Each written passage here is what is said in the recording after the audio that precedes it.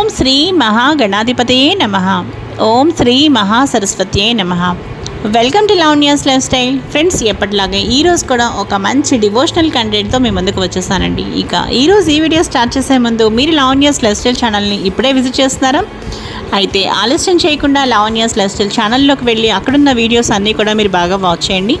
Videos మీకు బాగా నచ్చితే లైక్ చేయండి, షేర్ చేయండి. అలాగే లావణ్యాస్ లైఫ్ స్టైల్ ఛానల్ని సబ్స్క్రైబ్ చేయడం మాత్రం మీరు మర్చిపోకండి. ఈరోజు మన టాపిక్ ఏంటి అంటే ఓంకారం, విశ్వసృష్టి. హైందవ చిహ్నాలన్నిటిలోకి అత్యంత పవిత్రమైనది ఓంకారం. ఇది సమస్త విశ్వ ప్రతిరూపం. ఇది అనంత విశ్వంలో వినిపించే ధ్వనికి సంకేతం. ఈ సంకేతంలో సమస్త విశ్వవ్యాప్త శక్తి ఉంది. అందుకే ప్రతి హైందవుడు తన అక్షరాభ్యాసాన్ని ఓంకారంతో ప్రారంభిస్తాడు. భగవంతునికి చేసే పూజలో ప్రతి మంత్రం ముందు ఓం